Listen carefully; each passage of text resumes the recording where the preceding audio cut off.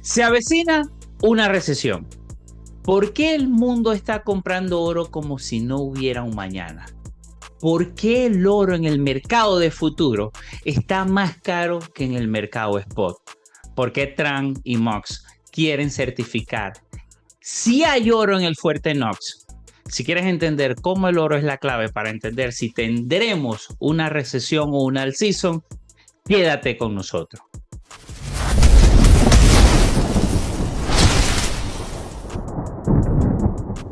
Comencemos analizando las tres grandes caídas del mercado en su historia y su relación con la política.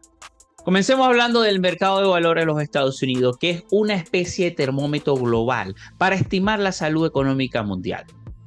Es sabido que los ciclos funcionan con alzas y bajas, y eso es natural en la economía.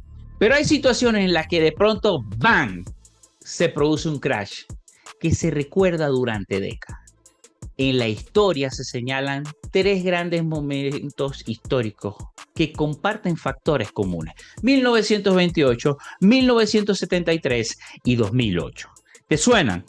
Probablemente sí, porque las consecuencias de esas crisis fueron muy importantes. Comencemos con la de 1928, donde tuvimos la Gran Depresión bajo el mandato de Herbert Hoover. Fue un periodo que desembocó en el derrumbe bursátil en 1929 y marcó el inicio de la Gran Depresión. El gobierno de Hoover, presidente republicano, enfrentó una disparidad de riqueza enorme, así como un auge en el mercado que posteriormente se transformó en un crash catastrófico. En 1973 tuvimos una crisis inflacionaria de la mano de Richard Nixon de presidente. Una crisis del petróleo y el descontrol de la inflación generaron una recesión y una caída en el mercado de valores. Nixon, también republicano, tuvo que lidiar con un entorno económico muy volátil y con una reputación que quedó totalmente manchada con el escándalo de Watergate. En 2008, la crisis financiera bajo George W. Bush. Ese fue el protagonista. La burbuja subprime explotó y generó un colapso financiero global, marcando una recesión profunda. Bush impulsó políticas de desregularización, recortes de impuestos y, por supuesto, apostó por la propiedad de vivienda e incentivó a los bancos y a sus ciudadanos a endeudarse en exceso. Y ya sabemos cómo terminó esa fiesta. Lo curioso, lo llamativo de todo, es que estas tres crisis coincidieron con presidentes republicanos que asumieron el cargo cerca del pico del ciclo económico, cuando la economía ya estaba sobrecalentada. Los principales índices en máximos históricos. Actualmente tenemos a Bitcoin cerca de máximo, al oro en máximo, al S&P 500 en máximo, Nasdaq también en máximo. Aquí es donde nos encontramos hoy en día, con Trump en la Casa Blanca, republicano, y con el temor de un nuevo pico generacional del mercado.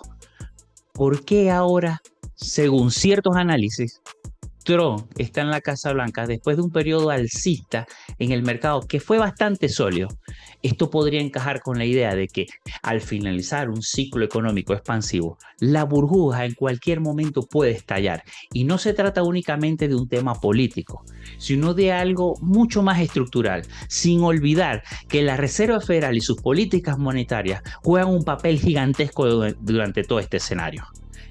En la crisis del 2008, por ejemplo, se acumuló mucha deuda en el mercado y el mercado inmobiliario estaba súper inflado y la especulación se disparó por la nube. Cuando la burbuja explotó, fue un caos financiero mundial. Con Trump se habla de que su agenda tiene muchas similitudes con George W. Bush.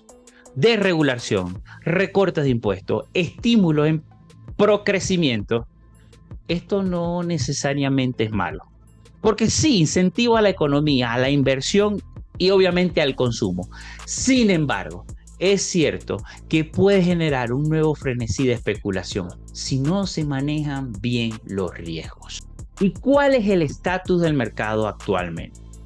Algunos analistas aseguran que las valoraciones actuales están entre las más altas de los últimos 100 años. Una locura si te paras a pensarlo. Cuando un mercado lleva tiempo en alza y las subidas pueden basarse más en la especulación que en fundamentos sólidos, y aún así simplificarlo a que lo que pueda ocurrir es culpa de Trump, realmente es un error.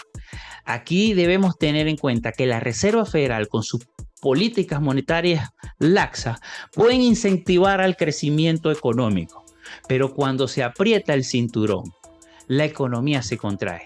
Y ese es el momento en el que estamos actualmente, con tasas de interés bastante elevadas.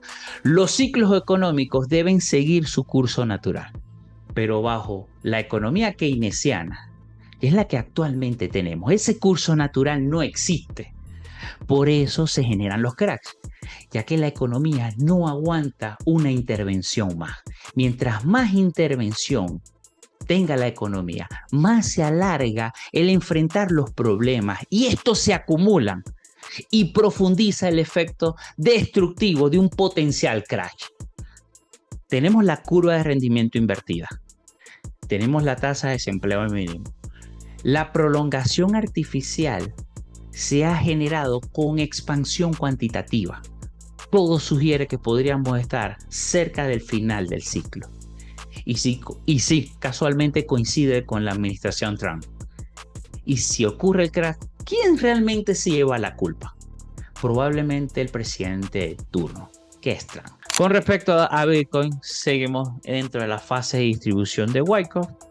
No veo muchos cambios, pues yo creo que sí va a venir a atacar aquí esta zona y ahí es donde se va a decidir.